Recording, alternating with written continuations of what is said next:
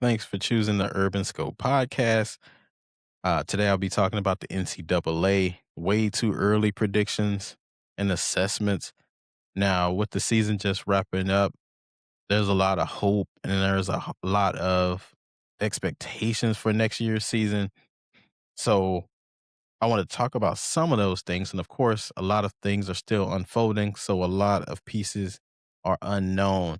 And there's a lot of unpredictability, especially with the transfer portal.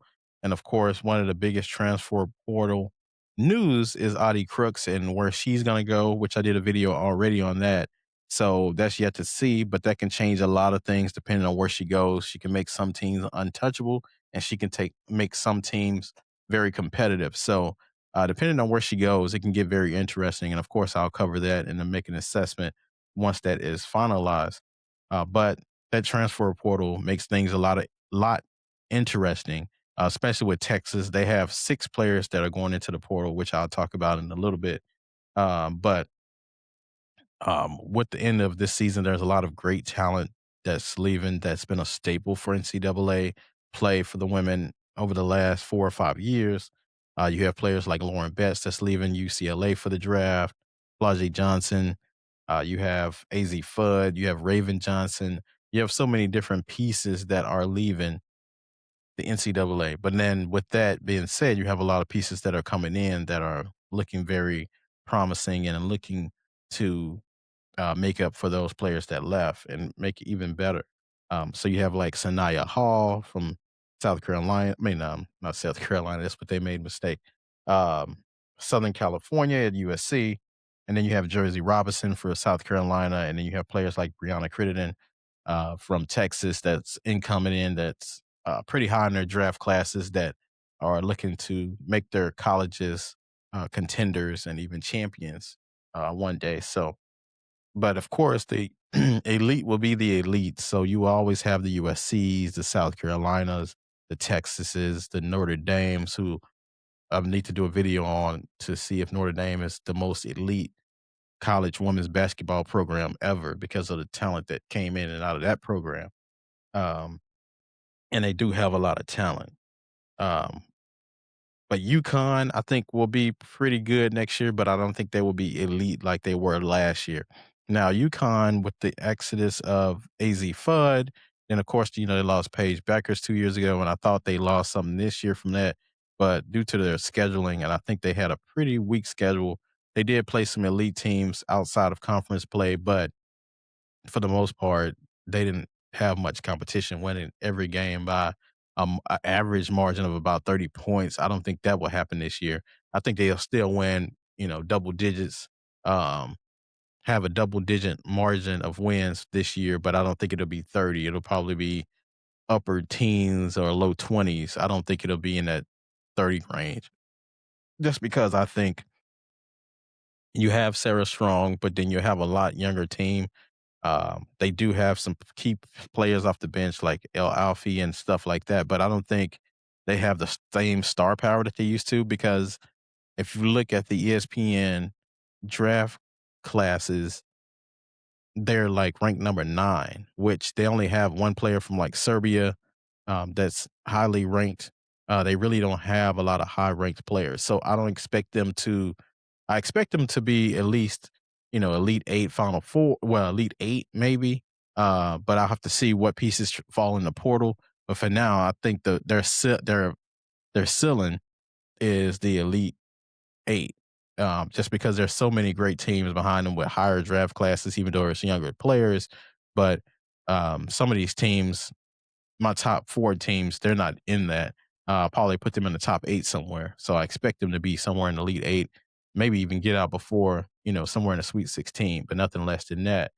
But I think, I'll figure it out for the most part. But um, same thing for UCLA. I don't expect them to be as dominant.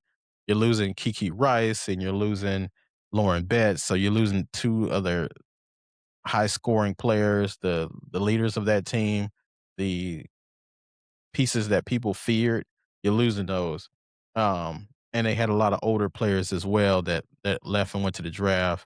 Uh, so I think they won't be as dominant as they were last year or over the last couple of years because they've been, they win pretty much 30 wins a game ever since Corey Close and Lauren Betts and Kiki Rice were there manning down that ship. But I don't think they'll have the same. So it'll be a little, I won't say a rebuilding year, but it'll be a retooling year for them, especially because I don't think they're even the favorite in their town because the other team across the way in USC is the most scariest team that will be in the nation this year.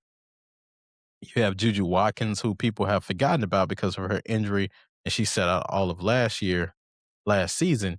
Um, so when she comes back, she's going to be that Nike superstar that we know, elite play, point guard play, shooting guard play. She's going to be, the leader of that undeniable leader of that team, the superstar of that team, and with her superstar power it's going to be phenomenal to watch, especially with the advent of modern medicine. I think she'll come back like she never left. So you have Juju Watkins there, you have Jazzy Davis in there who figured out how to play without Juju there. So I think that was great for her development because she got to see a year of her being the top dog and getting the double teams and getting all the attention. Now this year, she doesn't get that because Juju is coming back. They have Sanaya Hall, who is the number one overall prospect in the recruiting class this year. They have that piece. So you have three top heavily recruited players. And then they also have two five stars as well coming in addition to Kennedy Smith. So USC will be the scariest team by far. And I expect them to hoist up that trophy at the end of the year. Um, long as they're healthy, I expect them to do that.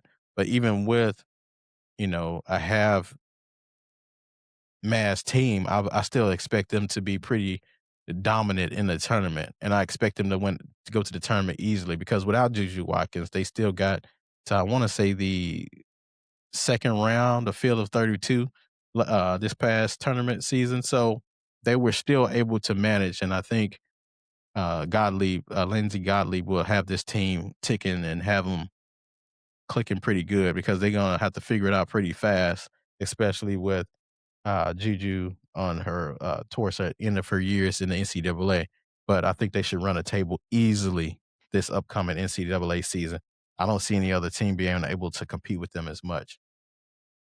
And then Texas is another one that I was thinking about that as returning Madison Booker, who was a key piece for that team, but and they have a number two recruiting class coming up. But they also have, interestingly, 6 players in the portal right now. So a lot of their younger talent is going out, but they're replacing a lot of great talent with younger players that are higher recruited. So I think it'll be a pretty up and down year for Texas because they're trying to figure it out with younger players and they don't have that toolage there. So I don't know if the players that enter the portal saw the writing on the wall or just didn't want to compete because higher draft how recruited players were coming in. So I don't know what the deal is with that. Maybe there will be a story, coming up about that. But as far as Texas goes, Madison Booker is going to have to do it without Rory Harmon, without, even Old Acre being there, who graduated. So they're going to have to, Madison Booker and Vic, Schaefer are going to have to figure this out with younger talent. But I know he's excited because once Madison Booker leaves next year, if he can keep these five-star recruits, he'll have a pretty good team going forward. Maybe not so much next year, but I think he'll still make the tournament and stuff. But the dominance that they had against South Carolina this year, I don't think it'll be the same this year. But then people still have to deal with Madison Booker because she is that elite.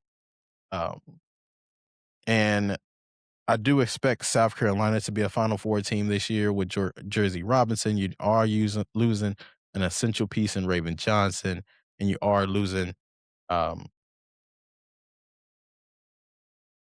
and you are losing, um, Okot. So you are losing two of your starters and two of your dominant pieces.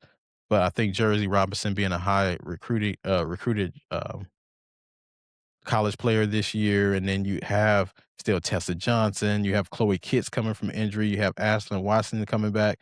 So I'm excited to see Ashlyn Watkins back because she was a very key piece when they won the last championship that they won. I think against Caitlin Clark actually.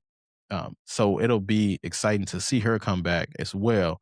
But I think Tessa Johnson and of course Chloe Kitts figuring out the game before she got injured to be like a triple double threat will be very key for what Don is trying to do.